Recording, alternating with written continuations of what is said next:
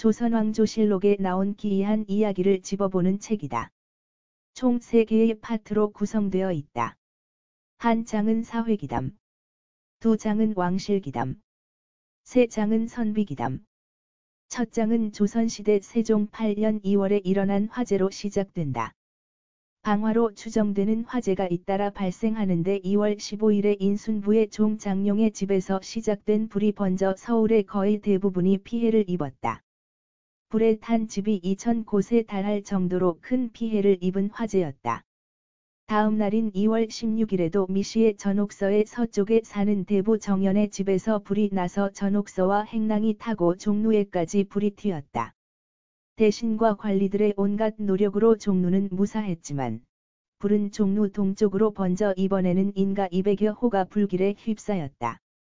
이후로도 화재가 드문드문 일어났지만 15일에서 16일간 일어난 화재가 가장 심각했다. 이후로도 얼마간 한성 내에서 화재가 자주 일어났던 것 같다. 기록이 자세하지는 않지만 명확한 기록으로 남은 것은 대화재로부터 시간이 좀 떨어진 3월 5일로 이날 일어난 화재로 한성 중부의 집 20여 채가 불탄 것으로 되어 있다.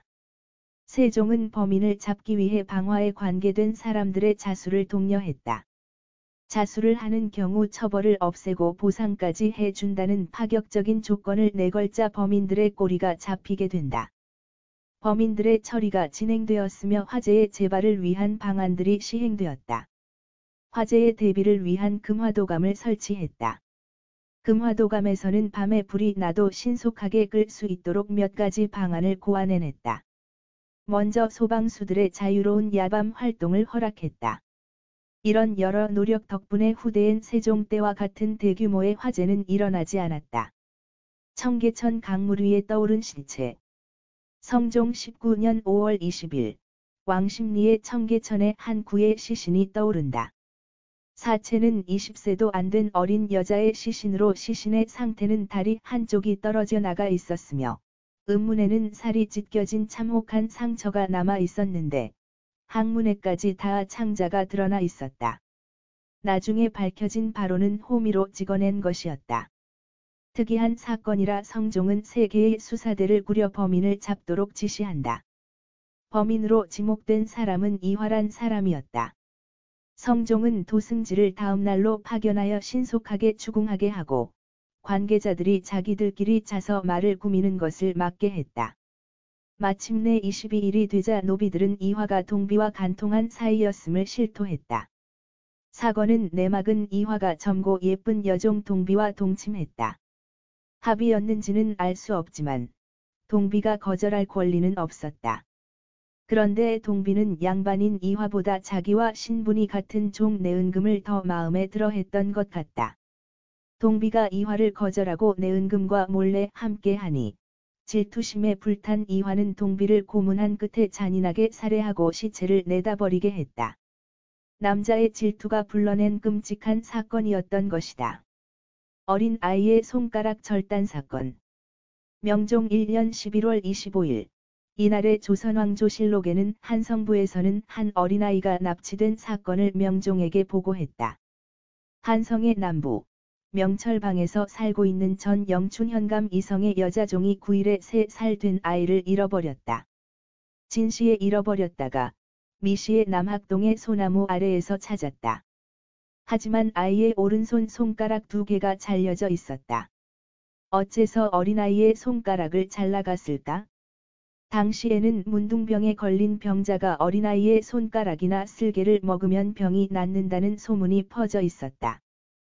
그래서 손가락을 잘라가는 사건이 몇 년 전에도 있었던 상황이었다. 왜 손가락만 잘랐을까? 사실 손은 정말로 중요한 기관이다. 그저 도구를 쓰는 것만이 아니라 악수를 하고 글을 쓰는 등 사회적인 용도로 사용되기도 한다. 그러다 보니 손에 관련된 미신도 많다. 근대만 하더라도 동양에서는 사람의 손가락으로 만든 부적이 있었다. 아무리 나라가 금지하고 사람들이 혐오스러워한다고 해도 수요가 있는 한 공급이 없어질 리 없는 것이다. 2장 왕실기담. 중종의 옹주 중에서는 4번째 딸이었는데 조의정에게 하가했다. 그런데 부마 조의정은 옹주의 여비인 풍가이를 첩으로 삼아 사랑하면서 옹주의 거처를 비복처럼 대우하고 풍가이의 거처를 옹주처럼 대우하여 가도를 문란시켰으니 죄를 다스리지 않을 수 없었다.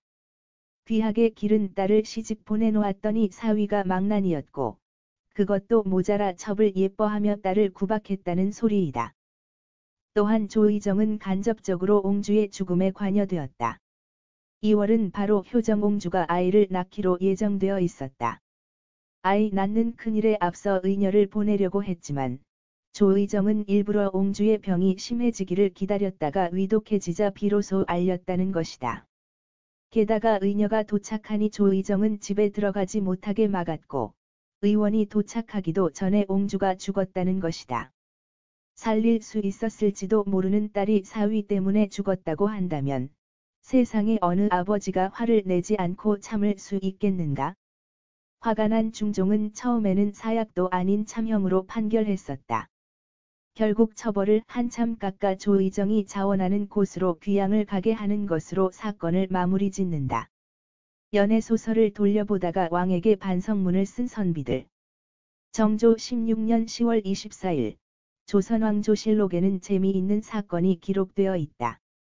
김조순과 이상황 등의 몇몇 관리들이 예문관에서 숙직을 하고 있었다. 그런데 정조가 보낸 사람이 본 것은 숙직을 서는 신하들이 연애소설에 빠져 있는 모습이었다. 정조는 이런 소설을 대단히 싫어했으며 폐관소설을 금지했다. 소설에 문체를 쓰는 것 역시도 금지의 대상이었다. 이것이 문체반정이다. 북경에서 소설을 들여오는 것이 금지되었고 발각되면 불태워졌다. 그런데 자신이 아끼던 신하들이 연애소설을 돌려보는 것에 큰 충격에 빠졌다. 소설 안에 펼쳐지는 자유연애, 용감한 행동, 그리고 사회 비판은 쉽게 읽히는 만큼 쉽게 전해지며 소설을 읽은 독자들은 소설이 가지고 있는 새로운 사상에 동조하거나 드물게 반대한다.